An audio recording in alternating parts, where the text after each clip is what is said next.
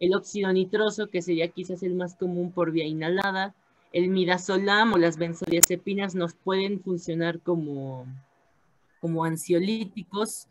Y bueno, aquí les pongo en rojo, se usan en combinación con anestésicos. Y aunque la meperidina es el fármaco más usado, más utilizado en estos casos, ¿por qué? Porque es lipofílica, sí, puede atravesar la barrera placentaria, ahí tenemos un problema ya, porque como ven, es un depresor del sistema respiratorio. La meperidina, al poder cruzar la barrera placentaria, Placentaria. este, ha presentado efectos un poquito tóxicos, obviamente en el ritmo cardíaco respiratorio del bebé.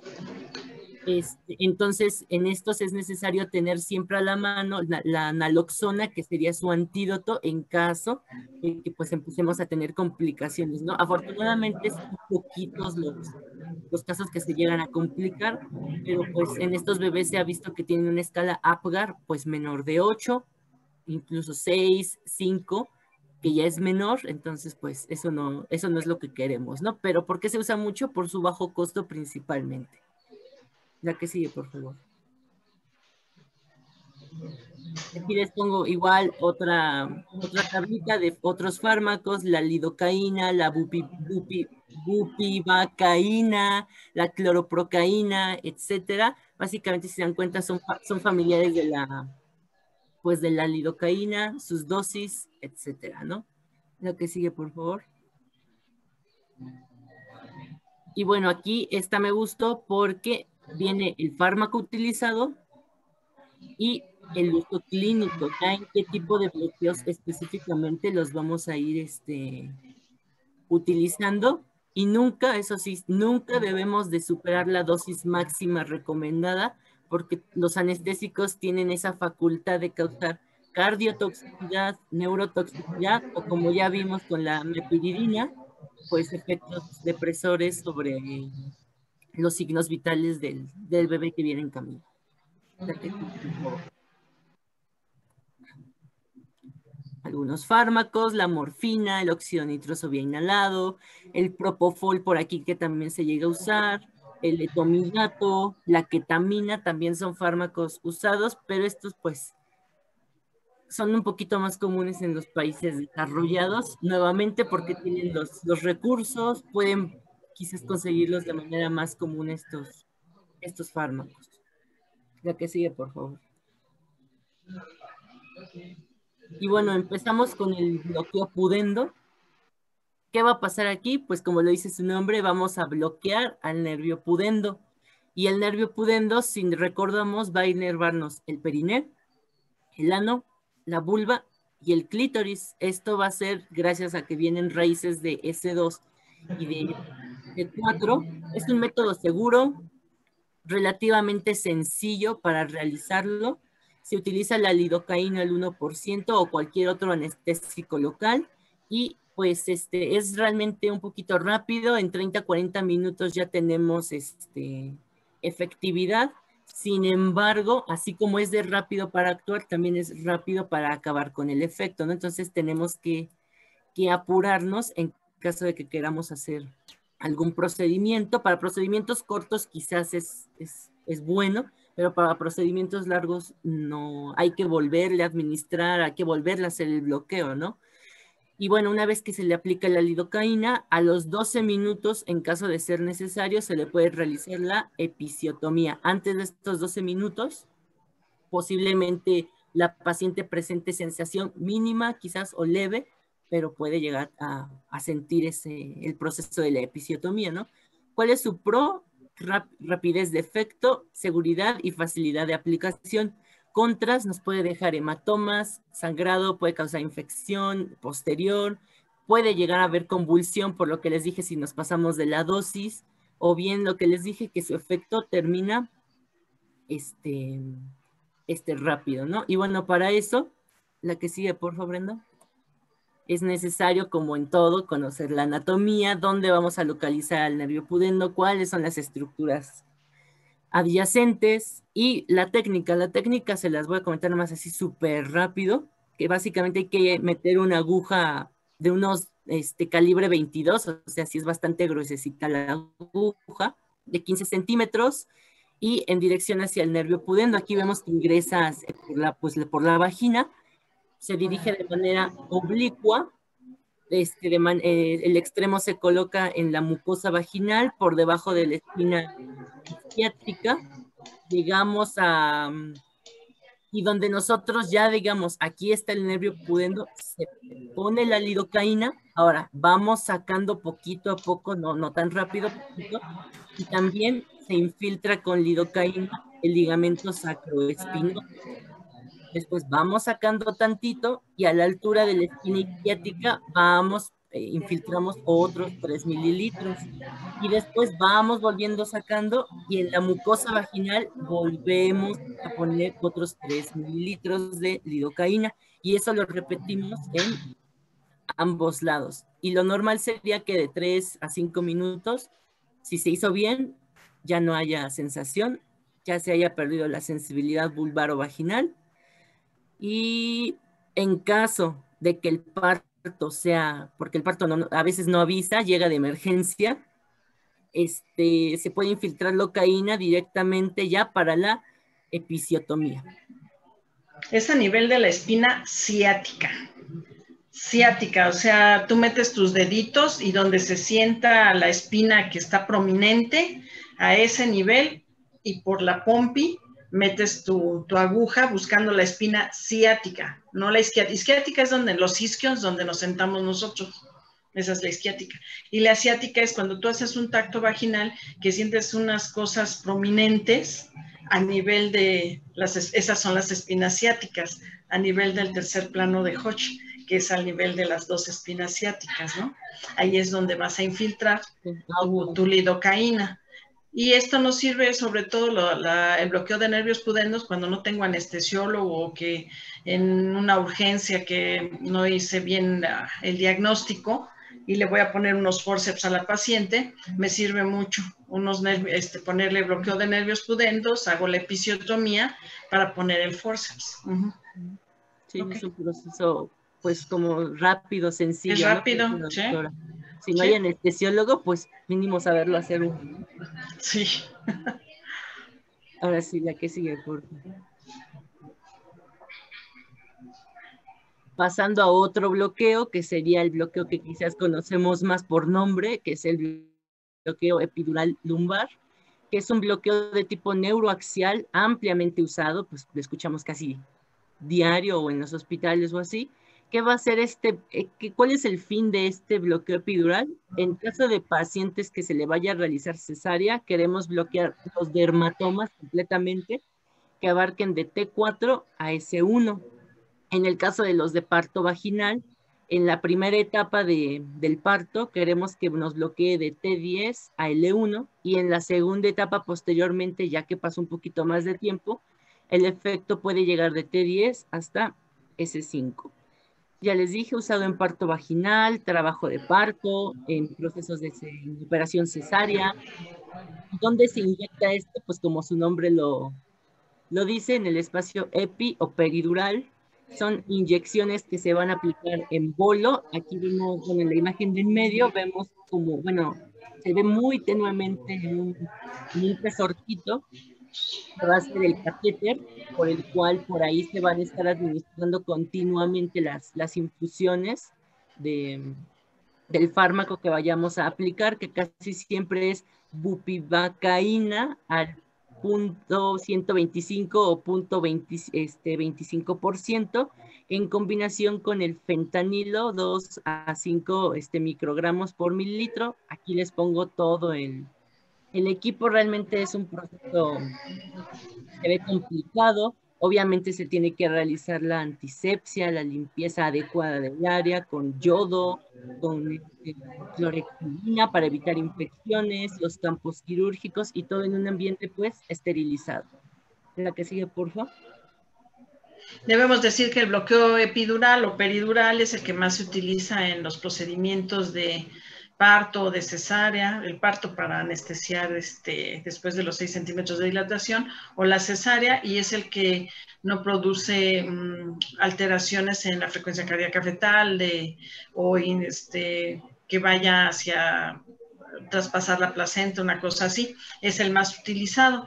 Puedes utilizar la bupivacaína, que es un medicamento que es pesado, es una lidocaína pesada, o nada más poner lidocaína al 2% con epinefrina y nada más. Ok, doctor, gracias.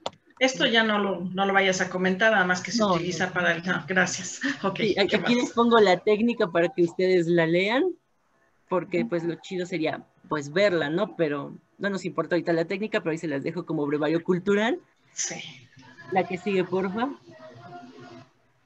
Aquí les pongo los dermatomas, básicamente que les comenté. En la primera imagen vemos T4, no se alcanza a ver S5, que sería lo ideal que queremos bloquear para una operación cesárea. Y ahora sí en la vista posterior vemos ya de T4 a S5, o como les comenté, el rango de T10 a S5. Vemos que obviamente en cesárea queremos abarcar un área más amplia de bloqueo, porque le vamos a abrir a nivel casi de la cicatriz umbilical y pues va a dolerle más a la paciente. La que sigue, porfa. Aquí les pongo una imagen de... Aquí hay dos tipos de anestesia, la epidural, que sería la línea roja de abajo. Recordamos anatomía, como lo que atraviesa tiene que pasar por los espacios intervertebrales y llega hasta pues el espacio epidural sin o tratar de que no llegue hacia el espacio subaracnoideo, o lo que sería ya la anestesia de tipo espinal. La que O sea, no pasar la dura madre, ¿no? Que es un ligamento muy, muy grueso para que no salga líquido cefalorraquídeo y después le dé dolor de cabeza a la paciente porque se le sale y se le fuga por ahí el líquido. Bueno, en el otro, en el que vas a explicar, si perforas la dura madre, en este no, de preferencia no, porque la aguja es muy gruesa. Sí. La que sí. Y de hecho hay que tener mucho cuidado porque en las embarazadas su espacio subaracnoideo se hace obviamente por la compresión que viene de la parte anterior, pues se hace hasta incluso un poquito más delgado, más angosto ese espacio. Puede ser que nos lleguemos a equivocar y como dijo la doctora, el primer síntoma, lo primero que nos puede dar es una cefalea, pues, por lo que le está pasando, ¿no? Aquí otra vez una imagen un poquito más bonita. Vean cómo no atraviesa el espacio epidural, ahí se queda. La que sigue, porfa. ¿Qué desventajas tiene este bloqueo epidural? Que puede llegar a haber un síndrome de absorción rápida. ¿Qué quiere decir esto? Hipotensión, bradicardia, alucinaciones, convulsiones, una lumbalgia posparto y puede llegar a causar parestesias. Esto es un poquito más si la técnica pues no fue realizada de forma adecuada. Como les comenté, puede haber una punción subaracnoidea accidental que haya pasado y ahora sí haya penetrado el espacio subaracnoideo y me puede llegar a causar un bloqueo espinal total o una cefalea, como comentaba la doctora.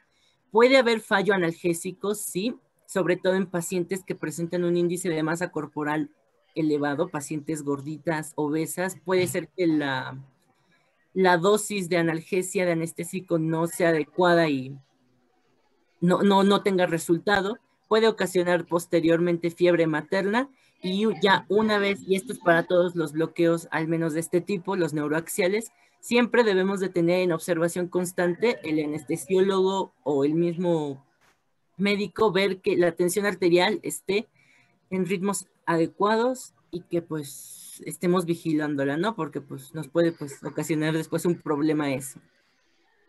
La que sigue, por favor. Y bueno, pasamos al otro tipo que es parecido al epidural, que sería el bloqueo subaracnoideo o también llamado bloqueo espinal. Quizás aquí en México no es el más usado como lo sería el epidural, pero sí está empezando a tener como que repunte, que el más usado en la cesárea es el bloqueo, que es un bloqueo tanto sensorial como motor denso, que en 5 a 10 minutos ya puede tener un efecto. Es de mayor impacto, más veloz, tiene muchísimo mayor tasa de éxito. Esto se ha visto en estudios pues, en Europa, en Estados Unidos. ¿Y por qué tiene mayor éxito? Porque produce una mayor relajación del canal de parto y el piso pélvico, lo cual a nosotros pues nos viene pues de maravilla para que sea un bebé, ¿no? Ujú. En el caso de la cesárea, se utiliza la bupivacaína en solución hiperbárica, se puede utilizar en combinación con los opioides, como serían la morfina intratecal, y el punto es bloquear hasta T4, nuevamente por la operación cesárea. Y en el caso del parto vaginal, un bloqueo sensorial umbilical de T10 a S4 nuevamente, bupivacaína con fentanilo o también en combinación con nalbufina. Las complicaciones pueden ser quizás un poco comunes: hipotensión, fiebre, cefalea, dolor, y ya las más raras, inyección intratecal accidental, lesión neurológica. Básicamente ya sería por un fallo en la técnica, ¿no? La que sigue, por favor.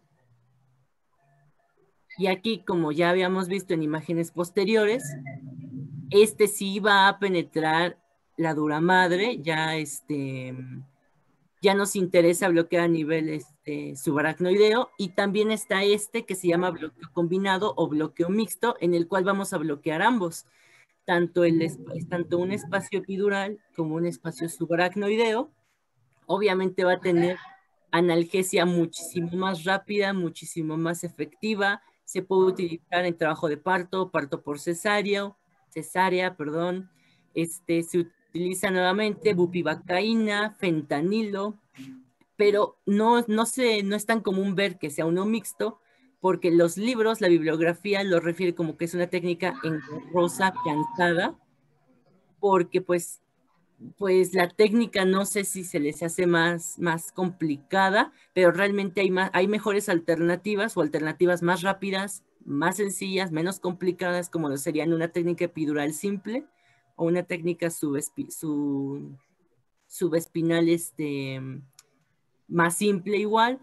Y de igual forma, la reacción adversa quizás más común, una cefalea posterior a la punción, que sería la más frecuente. Y aquí vemos cómo esta aguja tiene dos agujas, una para el espacio epidural y otra para el espacio espinal. Ujú. En el espacio espinal es mucho más delgada, y lo que se busca es que cuando tú perforas la dura madre, que sabemos que va a salir líquido cefalorraquídeo por allí, por ese hoyito que dejamos, que sea el menor, que haya la menos posibilidad de que salga lo menos posible, para que la paciente no tenga este dolor de cabeza por la fuga del líquido cefalorraquídeo. Ujú. ¿Ok? La que sigue, por favor, Brenda. Aquí más bonita, la aguja gruesa en el espacio epidural, la aguja delgada, pues en el espacio subaracnoide. La que sigue, por favor. Ahora, no vamos a darles anestesia y analgesia así indiscriminada para todos. No, no, no. Sí hay contraindicaciones absolutas para no aplicar ni la epidural ni la espinal, sobre todo cuando hay hipotensión materna refractaria, si la paciente tiene una coagulopatía, si hay trombocitopenia, si ha tenido tratamiento con alguna heparina de bajo peso molecular, ya sea enoxaparina, si hay bacteremia materna, si hay una infección de la piel donde nosotros vamos a colocar la técnica, realizar la técnica, o si hay un aumento de la presión intracraneal causada por una lesión de masa, sobre todo pues un tumor, ¿no? La que sigue, por favor. Y bueno, tenemos otro último tipo de anestesia, que sería la anestesia general.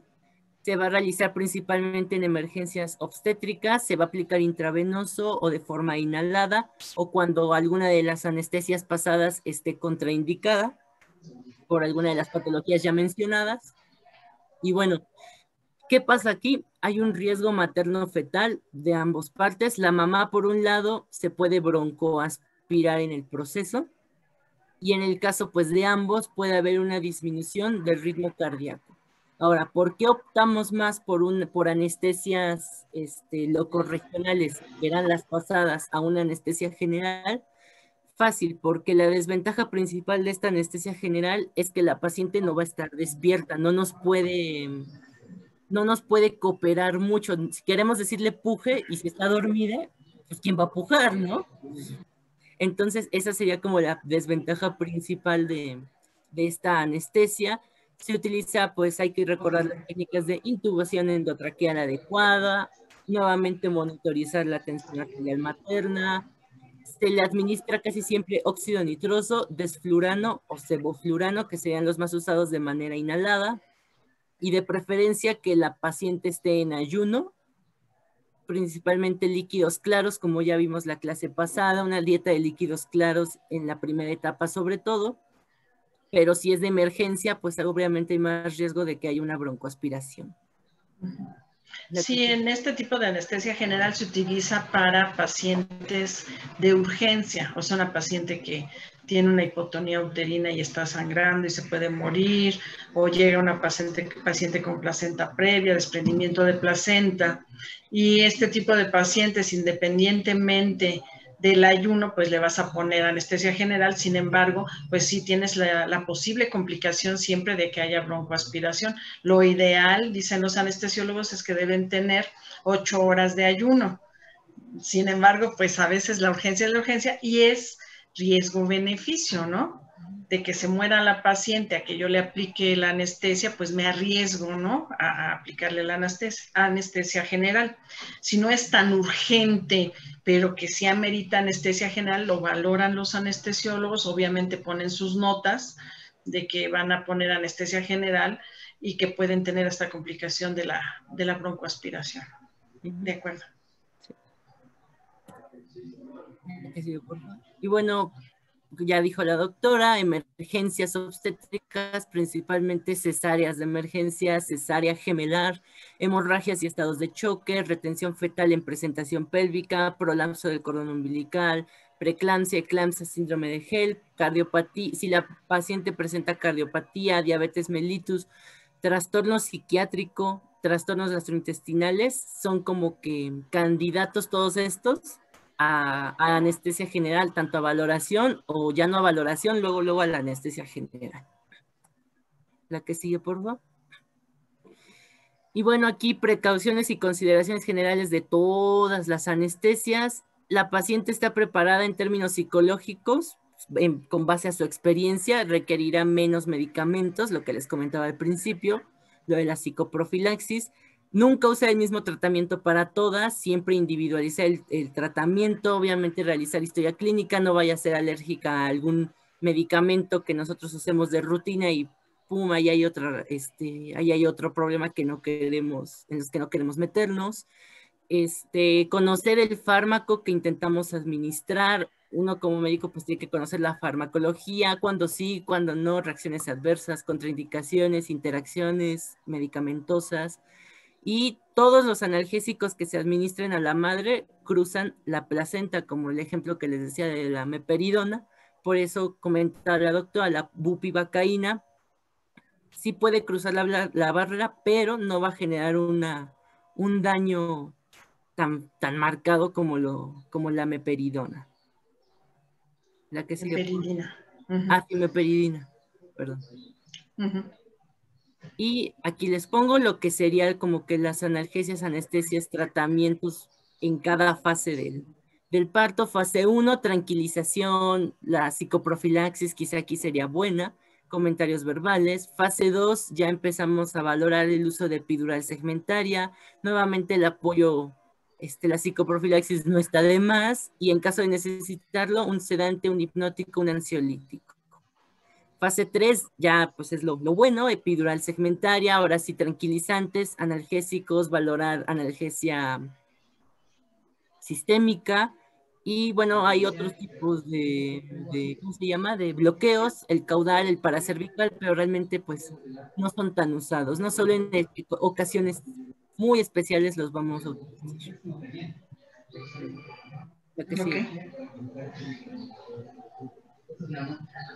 Ok, y bueno, continuando con ya propiamente la atención en el periodo de parto, específicamente en el periodo de expulsión y de alumbramiento, Pues únicamente les dejo este cuadrito como recordatorio del parto, las fases de parto, que la primera abarca la dilatación y borramiento cervical y que la podemos dividir en dos fases, la latente, que se caracteriza por las contracciones dolorosas y los cambios en el cérvix, y la dilatación y el borramiento van hasta los 4 centímetros, mientras que en la fase activa las contracciones son más regulares y periódicas y la dilatación puede ser a partir de los 4 centímetros hasta los 10 centímetros.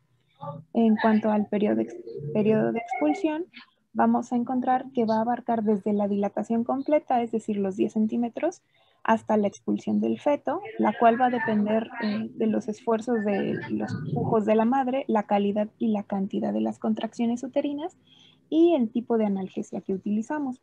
En promedio, se dice que una primigesta puede estar en periodo de expulsión aproximadamente media hora, pero puede abarcar hasta los 50 minutos, mientras que en una multigesta, pues generalmente abarca de los 8 hasta los 20 minutos. Por último, el periodo de alumbramiento abarca desde la expulsión del feto hasta la expulsión de la placenta y sus membranas. En promedio se dice que abarca 5 minutos, pero se puede extender hasta media hora. Vamos a dejar expulsión 1 hora. En periodo expulsivo, ya sea multigesta o primigesta, deben de estar máximo en 1 hora, porque esa es pregunta de examen de residencia. Y entonces, cuando a ti te pregunten cuándo se considera expulsivo prolongado, es más de 1 hora en cualquiera de las dos pacientes. Entonces, vamos a dejarlo en 1 hora. Ok, doctora, gracias. Y bueno, para propiamente la preparación de nuestra paciente, se necesita que esté en una posición de litotomía o semifowler, encontrando la posición de litotomía como la más frecuente.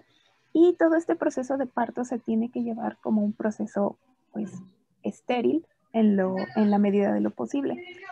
Realizar las medidas de asepsia, antisepsia, de ser posible y si tenemos el tiempo y no nos llega la paciente ya en periodo expulsivo, realizar la tricotomía, la higiene vulvar y el vaciamiento vesical con una sonda para, como les comento, tener un proceso lo más estéril posible. Nuestro personal se va a encontrar con lavado quirúrgico y ropa quirúrgica. Y bueno, ya propiamente en el periodo de expulsión, vamos a tener que hay un signo característico que nos va a decir que, bueno, el parto ya es inminente, que como tal es el coronamiento. El coronamiento es cuando el diámetro mayor de la cabeza del feto es visible por la abertura vaginal. Esto nos va a indicar que pues el bebé ya está naciendo y el parto no se puede detener. Nuestro objetivo en nuestras atenciones en el periodo de expulsión va a ser evitar el traumatismo perineal. Esto mediante diversas maniobras, como principalmente es la maniobra Röntgen modificada, la episiotomía, y les pongo estos asterisquitos en episiotomía, ya que la episiotomía no es como de rutina, se tiene que hacer una valoración individualizada, como ya nos comentaba Santi, las analgesias también. Y bueno, esto pues dependerá de la paciente, de la complejidad del parto. Y bueno, algo muy importante también es el movimiento de la tracción de los hombros del bebé. Bueno, en la asistencia en la expulsión propiamente, una vez que nosotros veamos el coronamiento, tenemos que aprovechar las contracciones que sufre la madre para deprimir la zona perineal, como les muestro en las imágenes. Bueno, si se dan cuenta, esto es como un maniquí, pero bueno, aquí podemos aprovechar esas contracciones para deprimir la zona perineal y que la cabecita del feto descienda, pero al momento de que la contracción pare, no retroceda demasiado. Y bueno, esto, como les mencionaba, una vez que el nacimiento de la cabeza es inminente, podemos optar por la maniobra de Röntgen, que es la que les pongo aquí. Esta maniobra va a ser un procedimiento obstétrico que se utiliza en la segunda fase del parto y nos va a dar protección al perine de la madre y evitar los desgarros del mismo. ¿Y esto cómo ocurre? Bueno, pues limitando la velocidad de la salida de la cabecita del feto y brindando el soporte al perine materno. Con la mano no dominante sostenemos la cabeza del feto y con esta vamos a regular la velocidad de la salida, mientras que con la mano dominante vamos a sostener la parte inferior del perine y bueno, esto le va a brindar el soporte. En estas imágenes se muestra una compresa, que con esta compresa vamos a estar esperando la cabecita del feto.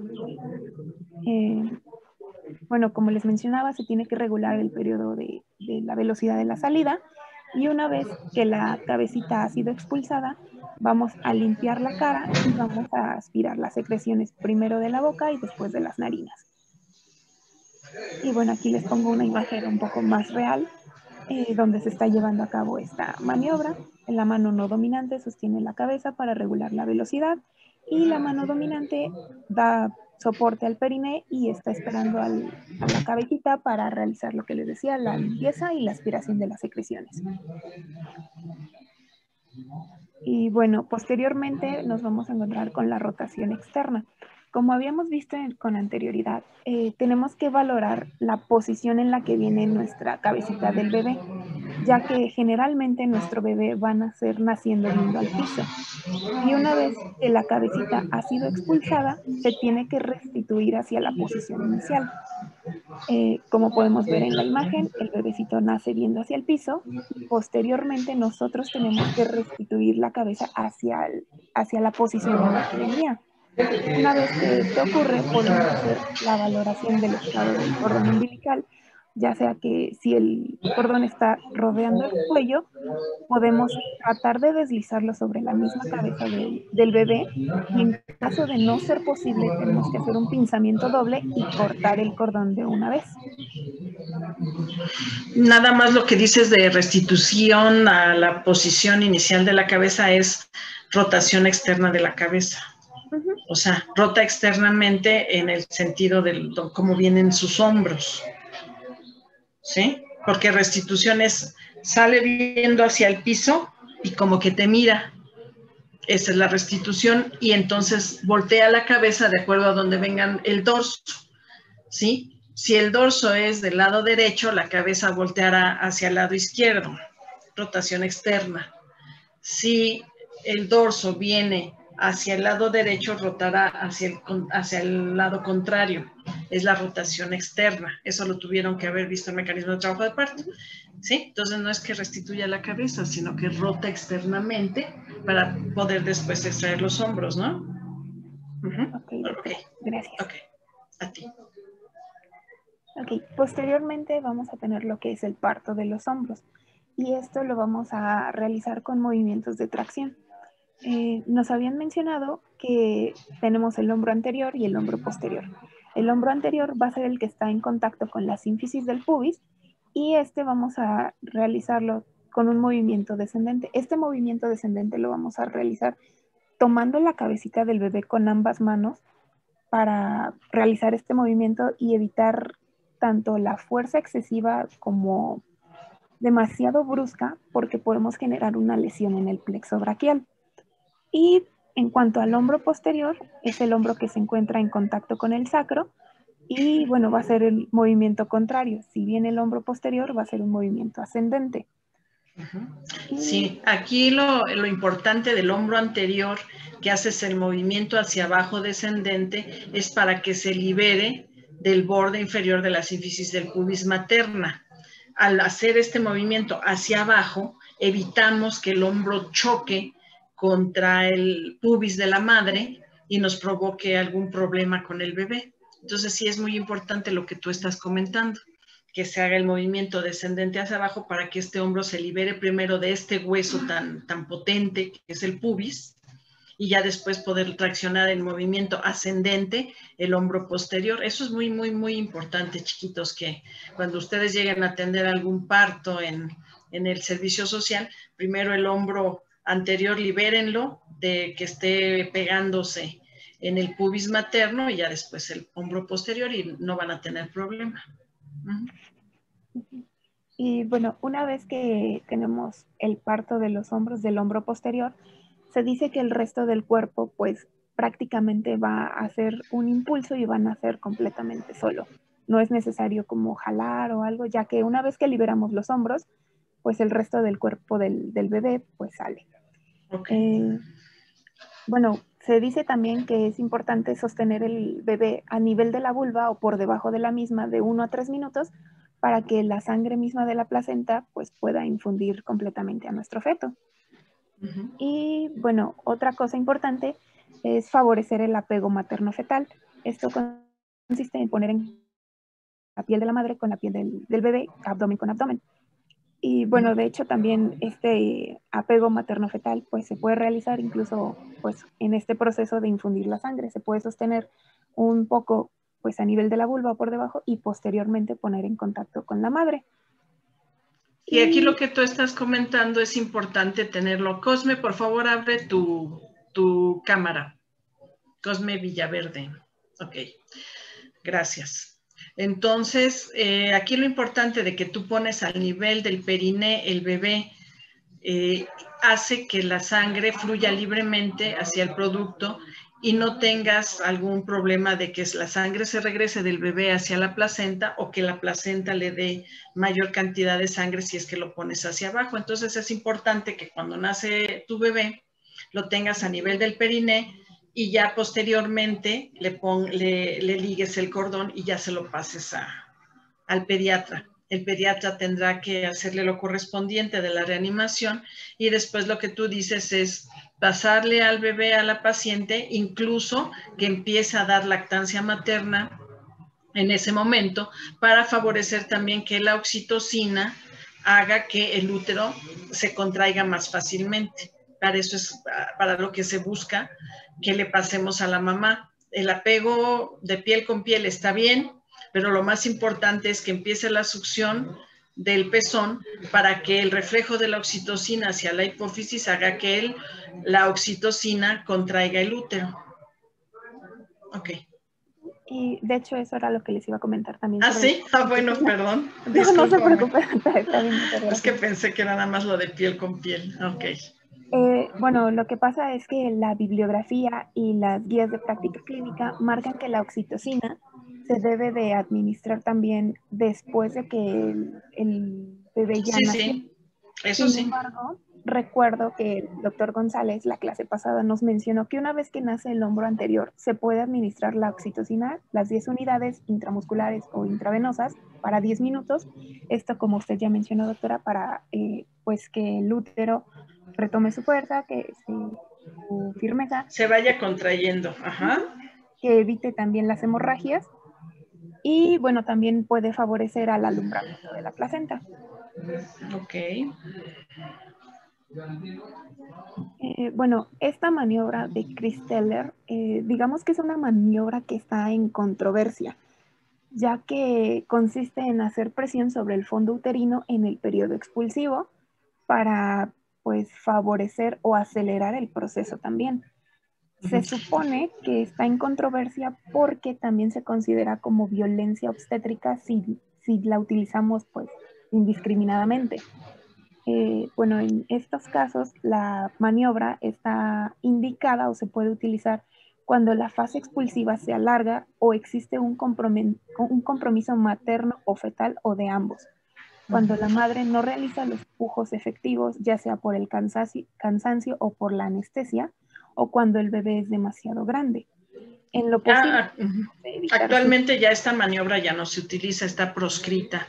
Incluso si el pediatra ve que tú le estás dando un Christeller al fondo uterino, te pone trauma obstétrico.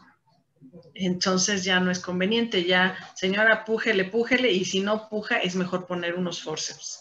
Sin embargo, algunos obstetras hacen esta maniobra, el bebé sale y pum, en la nota del pediatra dice trauma obstétrico. Ok, ¿qué más? Y bueno, como les mencionaba, pues realmente no se debería de hacer y pues hay que evitarlo porque tiene diversas consecuencias. Para la madre podemos generar una ruptura en el útero, más hemorragias, desgarros, prolapso urogenital, incluso fractura a nivel de las costillas y obviamente hematomas y contusiones en la zona de compresión, mientras que para el bebé podemos generar un estado de hipoxia, fracturas en el húmero, la clavícula o sus costillas, aumento en la presión intracraneal o hemorragias intracraneales y pues lesión en el plexo braquial. Bueno, ya una vez que expulsó la mamá al bebé, vamos a tener que realizar el pinzamiento y el corte del cordón umbilical. Esto va a ser realizado con la ayuda de 2 pinzas Kocher para realizar la presión, y es importante dejar aproximadamente 10 centímetros de la inserción del cordón umbilical al feto y realizar la incisión entre ambos pinzamientos. Y bueno, en esta tablita de la izquierda viene como el tiempo de corte del cordón. Lo habitual es realizarlo de 1 a 2 minutos después del nacimiento, pero hay circunstancias que nos van a condicionar pues este corte. El corte inmediato, como su nombre indica, es una vez que nace el bebé, debido a condiciones como puede ser la placenta previa. El pinzamiento y corte precoz se realiza entre los 30 segundos a 1 minuto después del nacimiento. Y bueno, esto puede ser en pacientes que tengan toxemias o que puedan ser diabéticas, para reducir el riesgo de poliglobulias, la isoinmunización materno-fetal o la miastenia gravis, para disminuir el paso de estos anticuerpos maternos. Y el pinzamiento diferido, que se realiza posterior a 2 minutos del nacimiento, ya sea por prolapso y prosidencia del cordón, parto en presentación de pelvis o la ruptura prolongada de las membranas. Y bueno, pasando a la etapa de alumbramiento, como les mencionaba con anterioridad, el alumbramiento es el periodo que va a comprender desde la expulsión fetal hasta la expulsión de la placenta y sus membranas.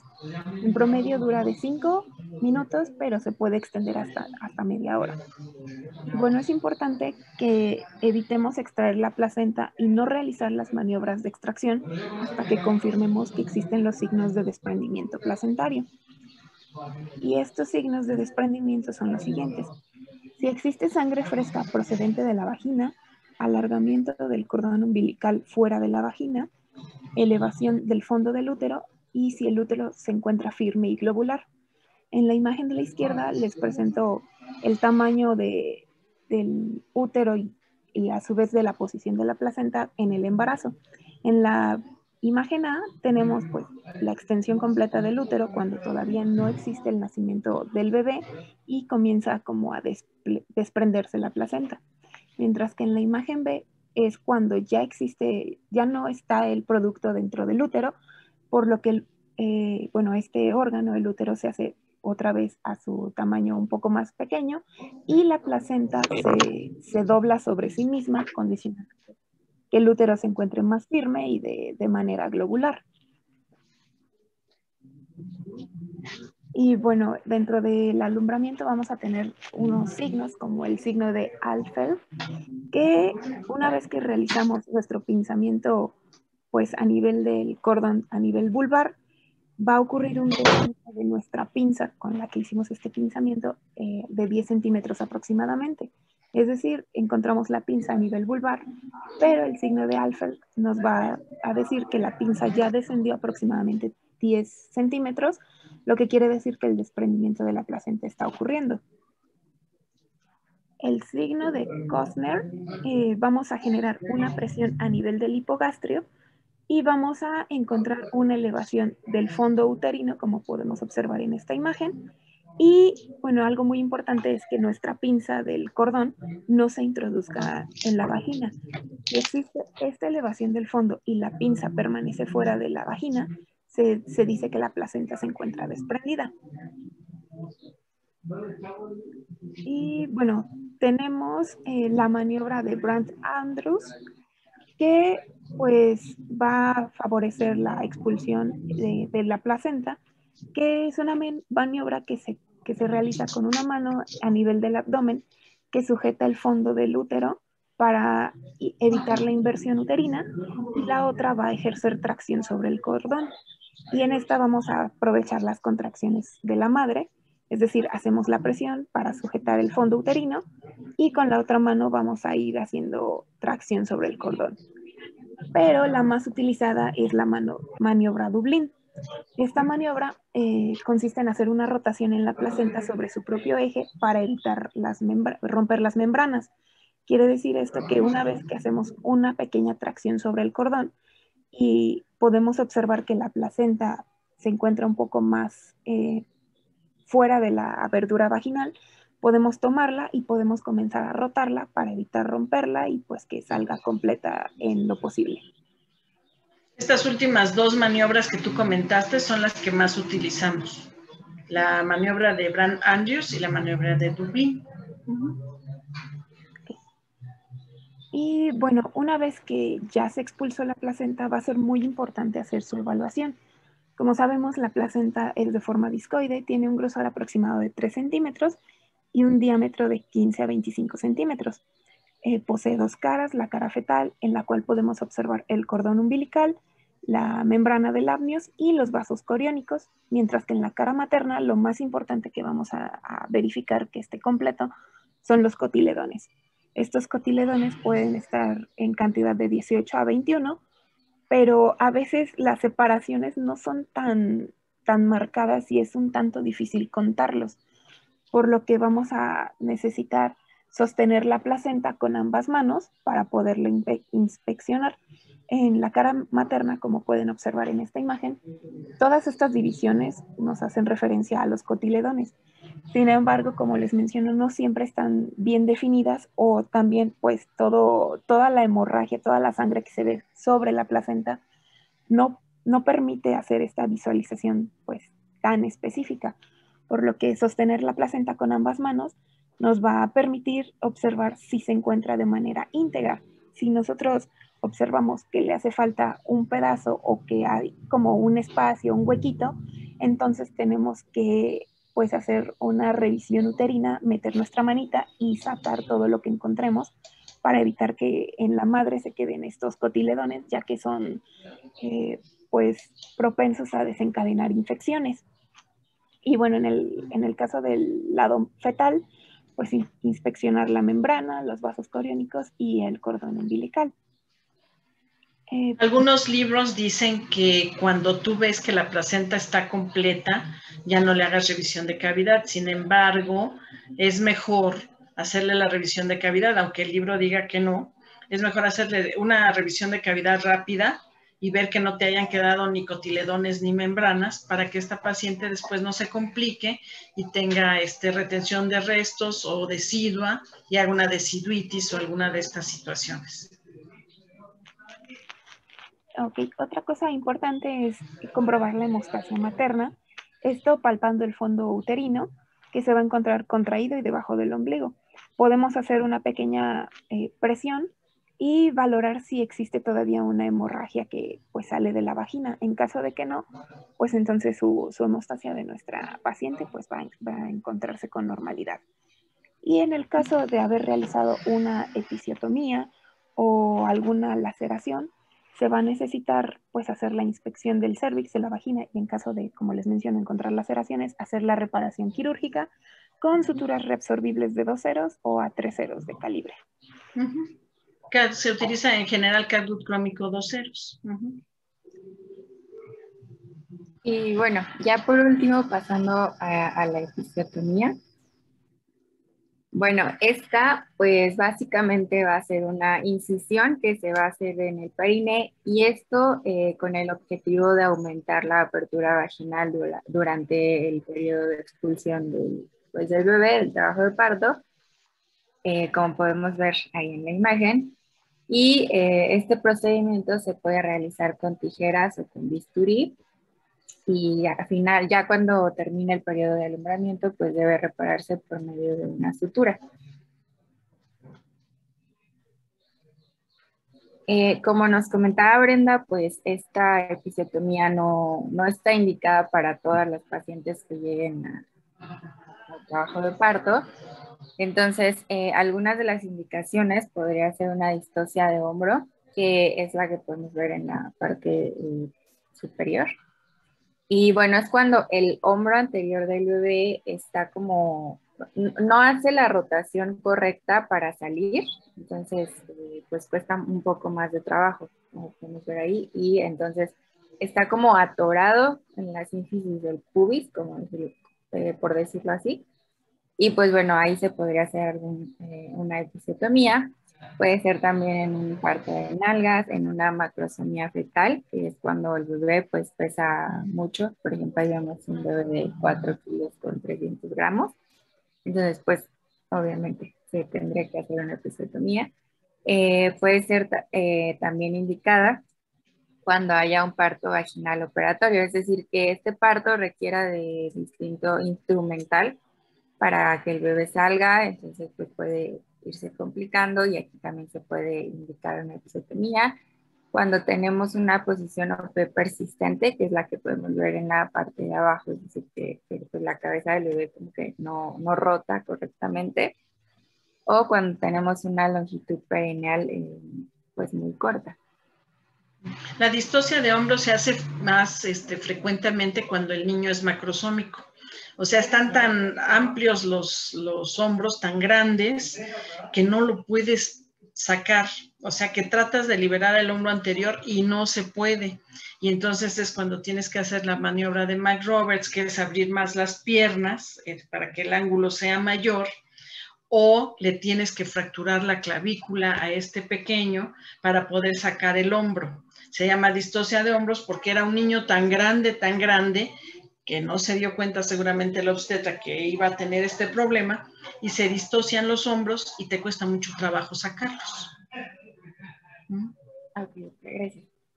Y bueno, antes de la episiotomía, pues como ya nos había comentado Santiago, se puede hacer algún tipo de analgesia. En este caso, el más usado es la infiltración local de lidocaína al 1%, que pues nos va a bloquear el nervio pudendo, como ya vimos. Aunque también hay una crema de lidocaína, prilocaína al 2.5 que se llama la crema EMLA, es la que tenemos ahí. Pero la desventaja de esta es que se debe aplicar 1 hora antes del parto. Entonces, pues no, es complicado saber como el momento exacto en el que van a nacer el bebé. Entonces, se opta mejor por la infiltración local de lidocaína. Sí, mejor. Y bueno, les voy a comentar la más usada, que es la medio lateral, y ahorita les comento los otros tipos para conocerlos un poquito. Entonces, la medio lateral va a comenzar, como podemos ver ahí en la imagen, en la línea media de la horquilla y se va a dirigir ya sea hacia el lado derecho o izquierdo, con un ángulo de 60 grados aproximadamente con respecto a la línea media. Entonces, pues, como podemos ver aquí, va de la línea media hacia el lado izquierdo o derecho. Y los dedos se deben insinuar entre el perineo y la cabeza. Y pues bueno, ahí está, más o menos. Y aquí sigue otro lado. Y tenemos la episiotomía lateral, que en este caso sería la que está marcada con el número 5. Y pues bueno, va a comenzar en el introito vaginal y se va a dirigir hacia la tuberosidad isquiática. La incisión pues puede variar de 2 a 3 centímetros en dependencia de la longitud perineal y el grado de adelgazamiento del tejido. Entonces, bueno, la ventaja que tienen estos dos tipos de episiotomía es que pues va a haber menos probabilidad de que haya algún tipo de desgarre en la mucosa del ano, que posteriormente pues puede ocasionar muchos problemas. Y bueno, aquí están los otros tipos que realmente pues ya no son muy usados, o si no es que ya no son, no lo sé. Y bueno, tenemos la mediana, que sería la número 1, la azul, que vemos ahí. Y bueno, esa va a comenzar en la comisura posterior y va a seguir una línea recta hacia el tendón central del cuerpo perineal. Entonces, pues aquí obviamente va a haber muchísimo riesgo de que haya algún tipo de lesión al ano, ¿no? Entonces, pues esa ya se evita. Tenemos la mediana modificada, que es la número 1 que vemos aquí, con la variante de que se hace una línea transversal opuesta hacia la derecha y otra hacia la izquierda. Y esto pues con el fin de evitar lo mismo, ¿no? Algún tipo de lesión al ano. Y bueno, juntas estas dos líneas, las amarillitas que se ven ahí, no deben medir más de 2 o 3 centímetros. Tenemos también la episiotomía en forma de J, que va a comenzar con una incisión media y se va a ir lateralizando hacia la tuberosidad isquiática. En este caso es la número 3. Y pues esto obviamente, bueno, todas lo que se planea o lo que se quiere evitar es dañar al ano, ¿no? Tenemos también la lateral radical, que es la número 6. Y bueno, esta no es considerada como una incisión obstétrica, pero se puede utilizar en partos muy difíciles. Yo creo que pues en bebés muy grandes, ¿no? La que sigue, por favor. Y bueno, esta episiotomía se va a completar cuando la cabeza del bebé sea visible durante una contracción a un diámetro de aproximadamente 4 centímetros, es decir, el periodo que nos comentaba Brenda, que es el de coronación. Entonces, pues ahí vamos a decir que ya está finalizada nuestra episiotomía. Y bueno, hablando ya de las laceraciones y reparaciones, pues al momento de hacer la episiotomía se puede, bueno, va a haber una ruptura, ¿no? Entonces, bueno, ahorita les voy a explicar qué tipos hay. Y hablando de la reparación,